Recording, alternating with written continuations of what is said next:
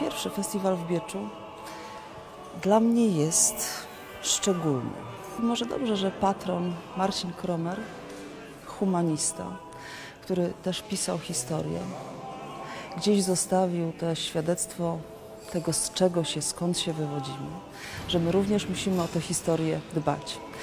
Jeśli do tej historii trafiamy poprzez muzykę, a jeszcze w dodatku muzykę, która rozbrzmiewa w historycznych wnętrzach, te tłumy, z którymi się na tych koncertach spotykamy, świadczą również o tym, że jest zapotrzebowanie.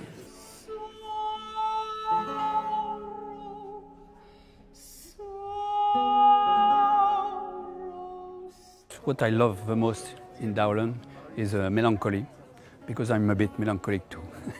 I'm used to sing a funny song, but I love this mix in between very beautiful melody and also expression, and the poesy is really fantastic. And also he traveled a lot in France, in Italy, and he came back with him back in England with the Italian style, the French style. He didn't like so much the French style. So it's a music very rich, and it's also the end of what we call Renaissance music.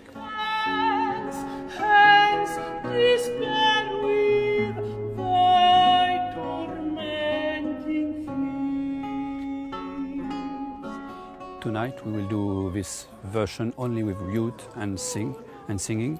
So it's the most pure version, but in this most of the song we are also written for a bass, singing bass sometimes, or a bass, viol bass, and also there is most of the song we are written also for 4 parts songs. So you can also mix every song as you wish, with instruments, with no instruments. So tonight it will be less Renaissance music and more pre-Baroque music.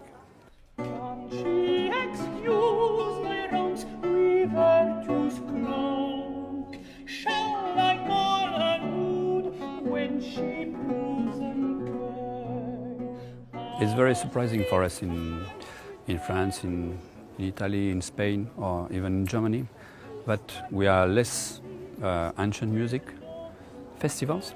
And now in here, and it's great because now it's more open. There is a new countries where we can have music together and share our way of making music. So for us it's a very good experience. And I discovered this city, I didn't know of course, and everyone is very nice to us, so I'm very excited.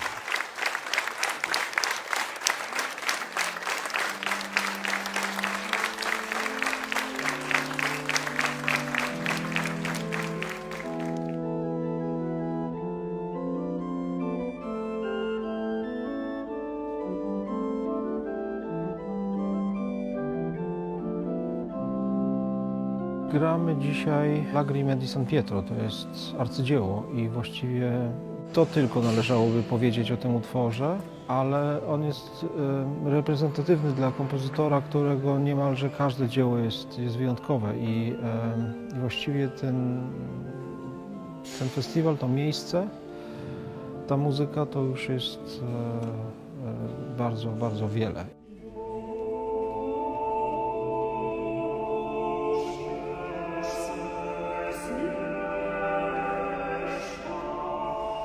To, co mnie generalnie pociąga w sztuce, w muzyce Orlanda Di Lasso, to jej abstrakcyjne piękno, to znaczy to piękno, którego nie trzeba tłumaczyć, takie piękno, które jest gdzieś poza wszystkim tym, co zapisane nutami.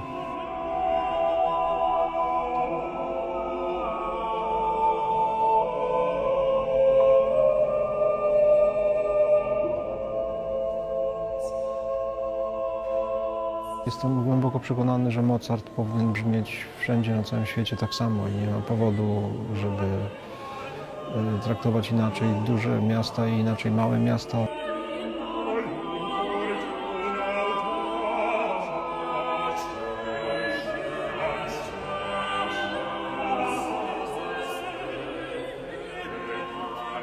Drzemie wielki potencjał we wszystkich pięknych, zabytkowych miastach kraju. To jest to, czego tak naprawdę ludzie potrzebują, czego dowodem jest fenomenalna frekwencja tutaj u nas na festiwalu. Jestem przekonany, że tego rodzaju muzyka jest jakimś takim współczesnym sakrum, które nas na nowo stwarza.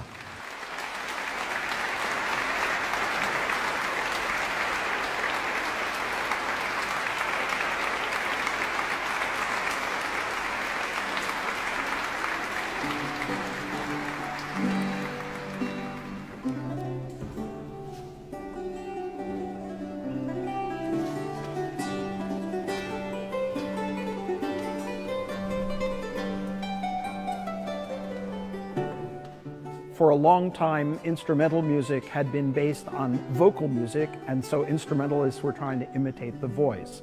And these three composers, Marco dall'Aquila, Alberto Ripa, and Francesco da Milano, were each trying to develop a new idiomatic instrumental style, but they each went about it in different ways. And there you see the individual personalities of each of these great masters.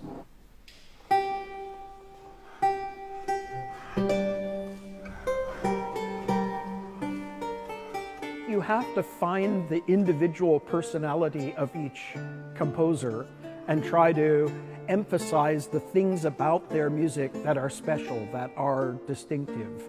So for instance, in the music of Marco dall'Aquila, because he comes from this medieval sound world, I tend to play closer to the bridge with a brighter, more pointed sort of sound.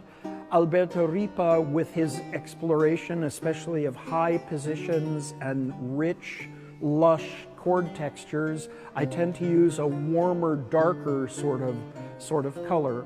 And for Francesco da Milano, for his very complex counterpoint, I'm trying to make the clearest, purest sound that I can. And that's a question not only of the color that I produce, but also the articulation and the dynamic shaping of the lines with crescendo and diminuendo.